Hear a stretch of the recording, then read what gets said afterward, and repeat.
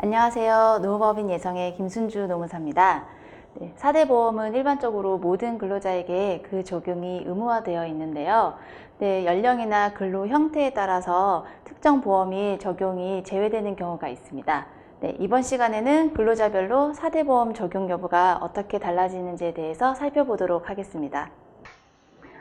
먼저 연령에 따른 구분부터 살펴볼 텐데요. 65세 이상 근로자, 60세 이상 근로자, 18세 미만 근로자로 구분해서 살펴볼 수 있는데요. 65세 이상 근로자는 연금은 가입 대상이 아니고 건강, 고용, 산재만 가입 대상에 해당됩니다. 다만 고용 같은 경우에는 65세 이후에 새롭게 고용되거나 자영업을 개시한 자에 대해서는 고용보험증의 실업급여만 적용되지 않습니다. 이게 무슨 말이냐면 고용보험 보험료는 실업급여랑 고용안전직업능력 개발 이 두 가지가 있는데요. 65세 이후에 새로운 회사에 새로 취업을 했다. 이 경우에 일단 취득신고는 해야 되는데 취득신고를 하고 나도 이 실업급여에 대한 보험료는 부과되지 않고 고용안정, 직업능력 개발에 대해서만 보험료가 부과가 됩니다. 60세 이상 근로자인 경우에는 연금만 적용이 되지 않고 건강, 고용, 산재는 모두 적용이 됩니다.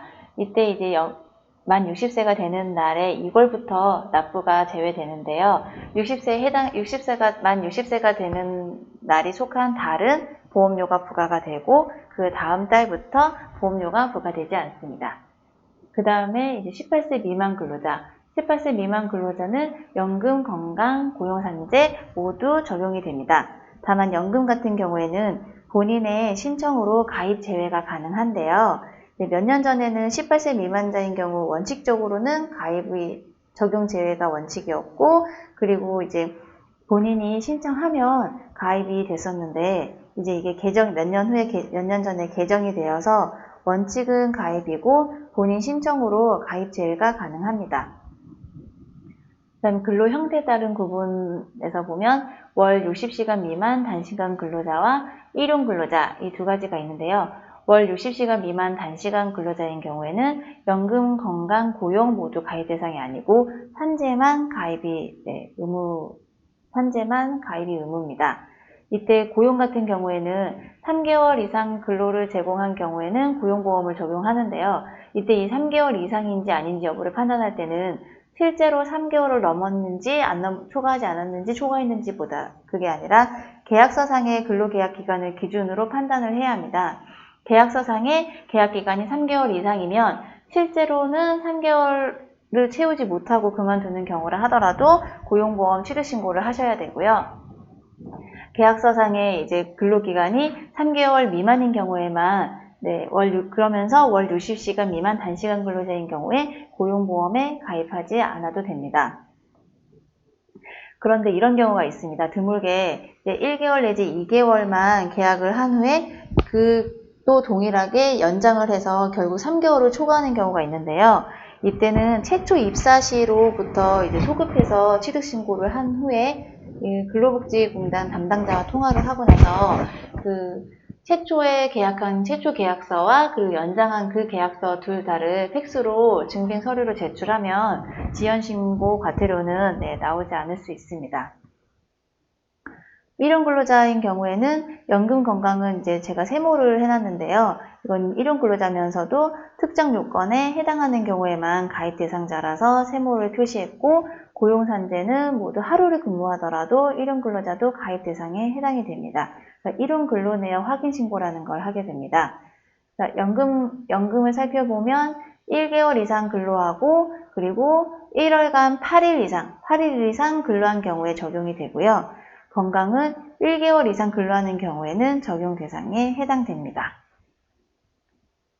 그 외에 실습생, 정보지원 인턴, 연수생, 친족, 대표이사, 등기임원, 비등기임원, 비상근이사 이렇게 구분을 해놨는데요. 실습생부터 살펴보면 실습생인 경우에는 연금, 건강, 고용 모두 가입 대상에 해당되지 않고 산재만 가입 대상에 해당됩니다.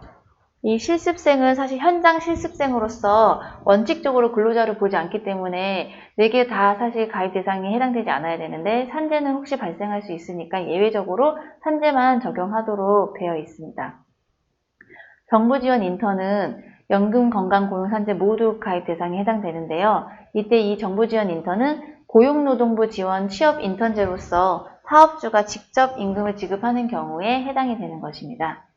연수생인 경우에는 근로자가 아니기 때문에 연금, 건강, 고용산재 모두 적용되지 않고 이때 연수생은 고용노동부 실시 연수지원제에 의한 연수생을 말합니다. 친족은 동거하는 친족을 말하는데요. 연금, 건강은 가입 대상이고 고용, 산재는 가입 대상에 해당되지 않습니다.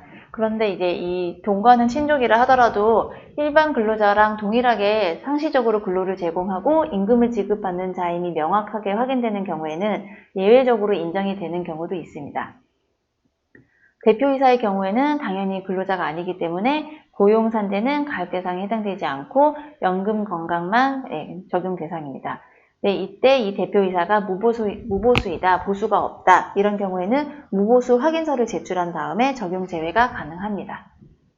등기 임원과 이제 비등기 임원이 있는데 임원 중에서도 등기부 등본에 등재된 등기 임원이 있고 등기부 등본에 등재되지 않은 비등기 임원이 있는데요.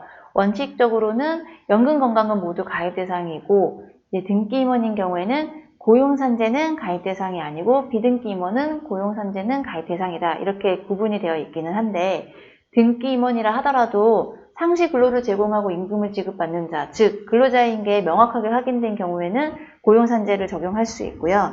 비등기 임원이라 하더라도 근로자에 해당되지 않는 경우에는 고용산재가 적용 제외됩니다. 이 비상근 이사는 이제 사업장에 상주하지 않는 이사나 감사를 말하는데요. 연금, 건강, 고용, 산재 모두 적용 대상에 해당되지 않습니다.